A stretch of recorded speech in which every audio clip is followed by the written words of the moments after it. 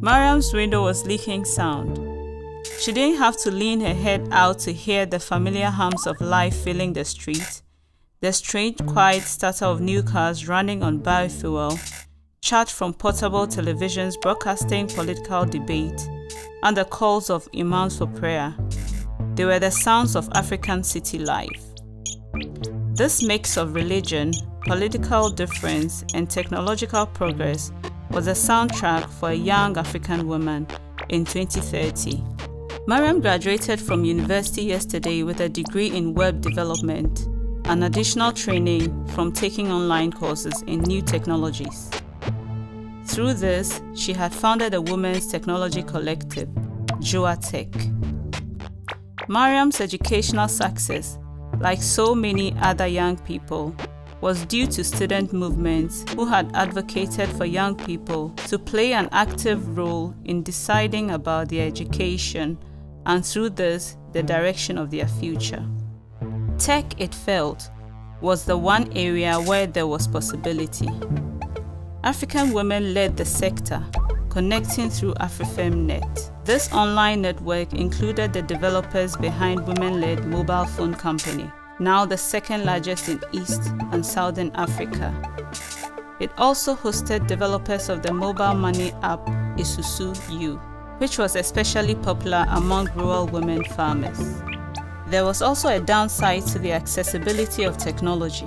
Mariam and other young women were often left vulnerable to online abuse, and as an outspoken feminist, she was constantly being attacked. Many of her friends had personal information, identities, and money stolen.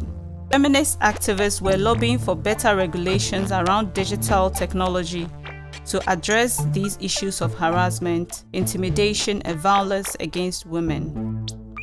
Mind you, she thought, 20 years ago, it had been so much worse. In 2018, Africa's view of Europe as the land of dreams began to falter as the British economy crashed under Brexit.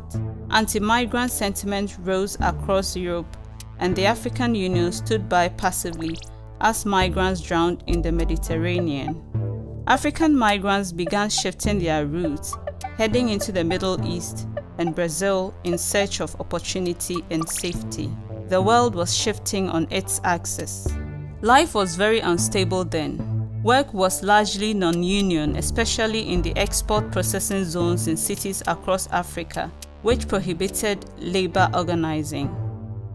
Europeans, frustrated with limited economic options, took part in another scramble for Africa, buying property in major African cities and land in rural areas.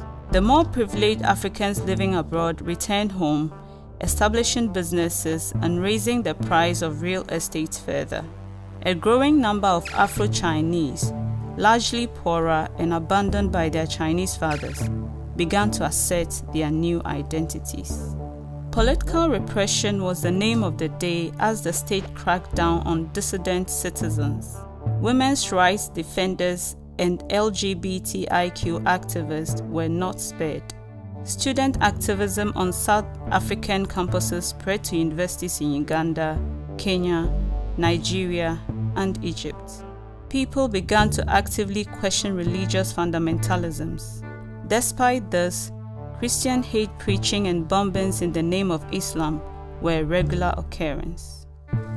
A few years ago, a regional campaign called My Church, My Right emerged, led by a Pan-African women's church based on feminist interpretations of scripture.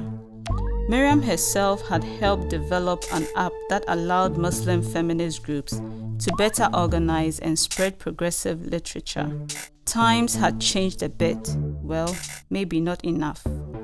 Although the continent was still ruled by men, there were more and more women taking political office. Political parties began to allot a quota of 50% parliamentary seats to women. Women presidents were no longer a rarity, but they also often worked in isolation. Unfortunately, politics was still overrun by the love of money, and rising to political power depended on wealth. Chiet Zaba had been elected president of her country, the first woman under 40 to lead an African country. She was also an owner of the continent's fifth largest telecommunications company. Women were getting richer slightly. A few countries had gotten serious about economic policies that worked for women and starting to recognize women's labor at home and in the informal sector. But activism was still needed. Mariam thought about the irony. Sexual and reproductive health policies had finally expanded to support women's right to abortion, healthy choices about their bodies, and freedom from violence. And yet, the social and economic environment of their lives meant that many still couldn't live out this autonomy. HIV infection rates persisted in young African women, propelled by transactional and forced sex. Mariam knew how much power social movements could yield. She had seen it around land rights. Growing up, land had been a major source of conflict. Her own family home was nearly taken during a land grab by a government minister. Many other women farmed on increasingly small plots as big business controlled the rest. Still, people were not staying quiet. There were demonstrations all over Africa calling for land reform. Eventually, government had to concede. 5 years ago, the Ministry of Land put in place a new land reform management policy to ensure equitable distribution of and access to land in some countries. Not all issues were resolved though. Energy supply throughout Africa remained unstable. Government had pushed for hydroelectricity. However, the demand for energy kept rising with industrialization, urbanization, and a decrease in rainfall. Energy was such an issue that inexpensive alternative sources of energy was at the heart of women's activism around ending poverty. Mariam's own community was still dealing with the effects of the regional water crisis, which came to a head a decade before when almost all water became privatized and incredibly expensive. People were literally thirsty and turned to cheap, brightly colored artificial juice when they needed a drink. A health crisis took hold. Kidney disease spiked, and along with it, the trafficking in kidneys for transplants. Going to the doctor was expensive, and so people even sold their kidneys to raise money for managing other illnesses. Most foods on the market were now genetically modified, highly processed, and high in sugar. It was no surprise that many of her friends were overweight and many diabetic. A lot of women's organizations were now focused on food justice. Mariam herself was part of a growing number of vegetarians who tried to grow their own food and also return to healthier African traditional foods. Sadly, cancer was becoming a leading cause of death across the region, and eventually a few countries took note. Rwandan, South African, and Kenyan ministries of health were looking at piloting widespread domestic cancer response services. Positive women's groups added support to these initiatives with their legacy of working on HIV-related cancers.